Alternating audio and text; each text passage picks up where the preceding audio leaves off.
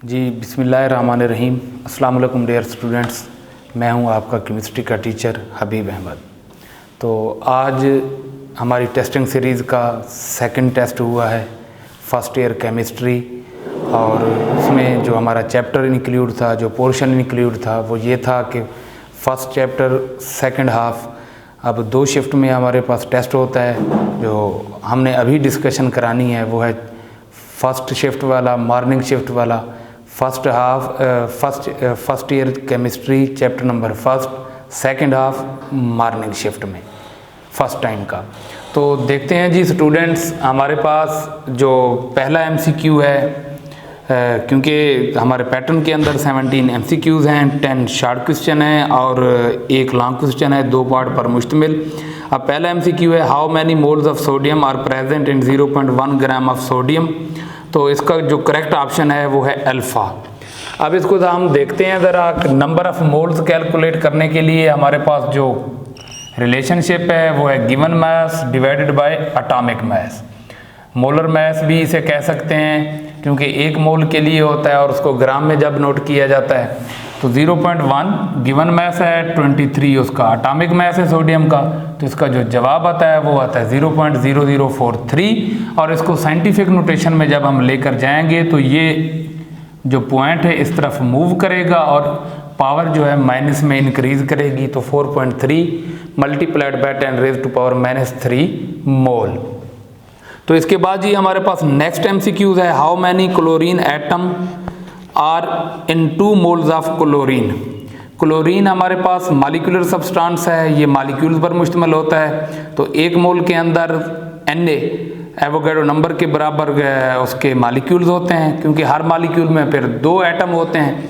तो 1 मोल chlorine 2 Na chlorine atom होते हैं। अगर 2 मोल क्लोरीन हो तो फिर 4 Na क्लोरीन एटम है। तो इसको हम ज़रा देख लेते हैं। तो 1 mole of chlorine has atoms, तो 2 मल्टीप्लाइड बाय Na, क्योंकि 1 मॉलिक्यूल के अंदर 2 क्लोरीन एटम होते हैं तो 2 Na। जब उसने 2 मोल्स ऑफ क्लोरीन हमें गैस के दे दिए तो उसके अंदर जो अपना इस 2 Na का डबल हो जाएगी उसकी तादाद। तो 2 multiplied by 2 Na is equal to 4 Na। तो इसका जो करेक्ट ऑप्शन होगा वो होगा जी डेल्टा, चौथा ऑप्शन। अब थर्ड वन एमसीक्यू है, during stoichiometry calculation which law must be obeyed. तो इसमें है जी correct option delta, law of conservation of mess.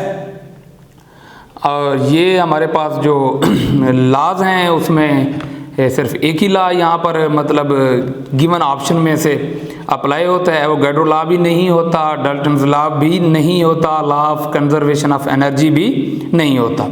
तो नेक्स्ट एमसीक्यू है जी fourth MCQ, a limiting reactant is the one which. तो इसका करेक्ट ऑप्शन है जी चार्ली।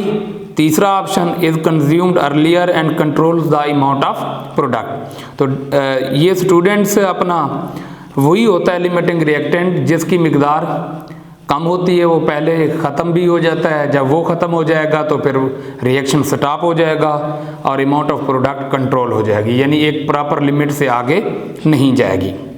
तो इसके बाद है जी fifth MCQ, the volume occupied by 16 gram of CH4 methane at STP standard temperature and pressure is. उसका जी करेक्ट ऑप्शन है हमारे पास delta, both, beta and Charlie. वो ऐसा ही है कि 1 मोल है, ये 16 ग्राम ऑफ CH4 ये 1 मोल के बराबर होता है CH4, 12 कार्बन के और 4 हाइड्रोजन के 16। तो 1 मोल का जो मोलर वॉल्यूम होता है वो 22.414 dm³। और इसको अगर मीटर क्यूब में लेकर जाएंगे तो 1000 पर डिवाइड करेंगे, क्योंकि 1 मीटर क्यूब बराबर होता है 1000 dm³ के। जब इसको डिवाइड करेंगे तो ये आएगा। अब ये दोनों ऑप्शन हमारे पास मौजूद हैं और इनका जो कम्युलेटिव जो बेस्ट ऑप्शन है, क्योंकि हम एमसीक्यूज में हमेशा बेस्ट ऑप्शन की तरफ जाते हैं, तो इसका बोथ ऑप्शन आएगा, डेल्टा ऑप्शन होगा। 6th एमसीक्यू है, 27 gram of aluminium will react with how much mass of O2 to produce Al2A3।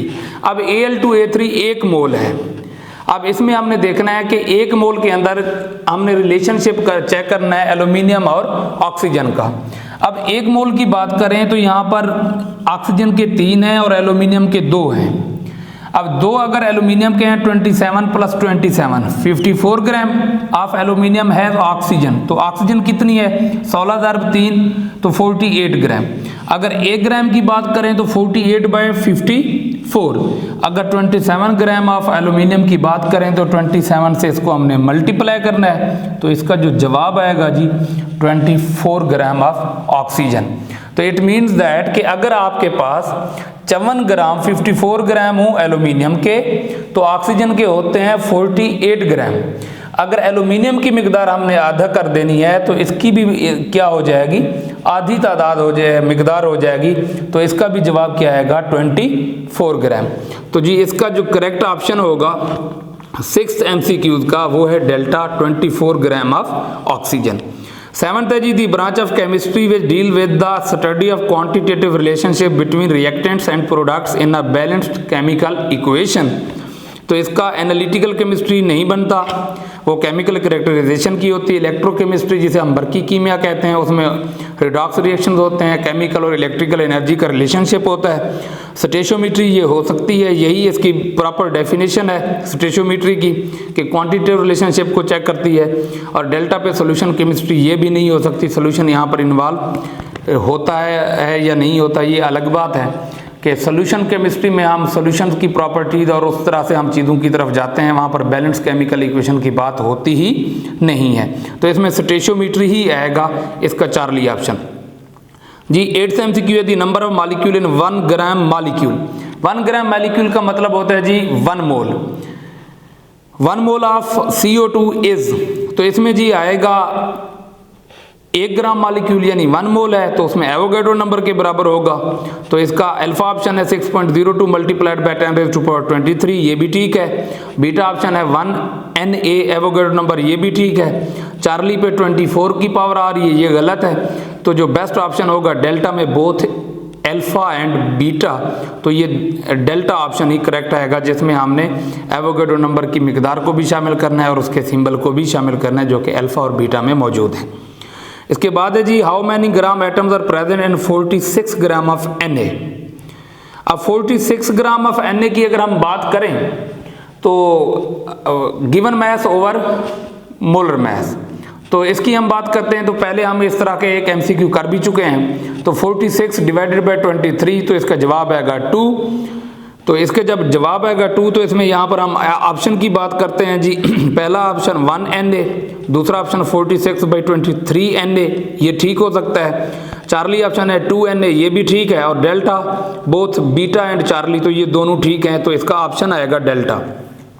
ये 10th MCQ है हमारे पास, the efficiency of a chemical reaction can be expressed as, तो इसका correct option है जी Charlie percentage yield.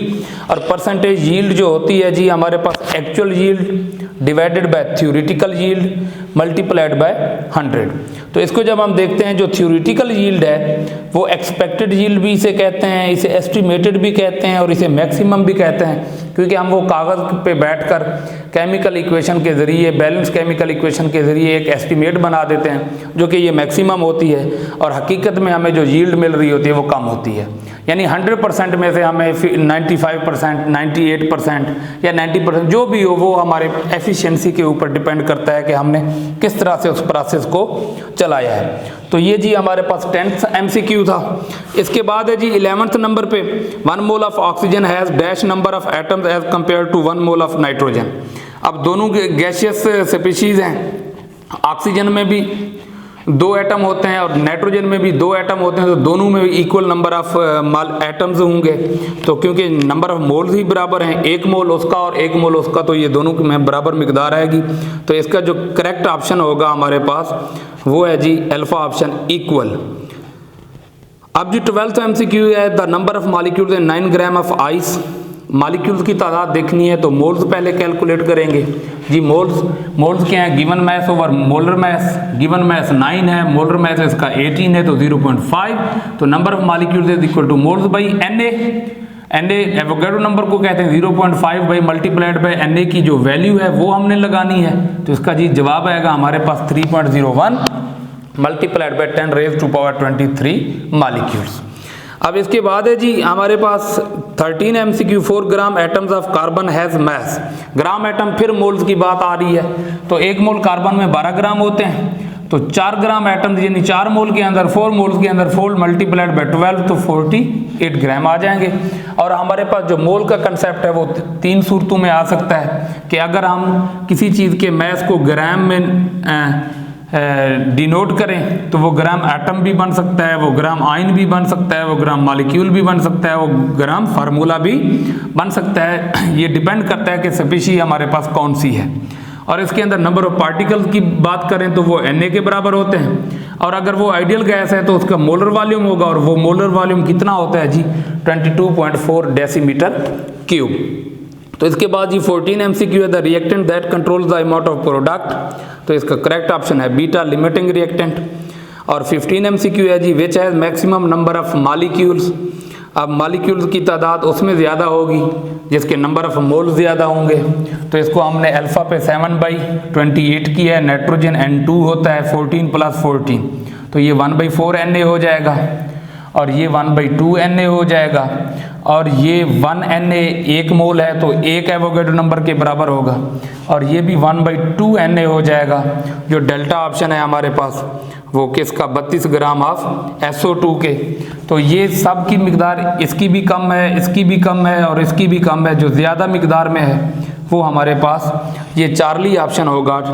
2 gram of H2 1 मोल होगा तो उसमें नंबर ऑफ पार्टिकल्स की, नंबर ऑफ मॉलिक्यूल्स की तादाद भी ज़्यादा होगी। चार्ली ऑप्शन इसका करेक्ट होगा।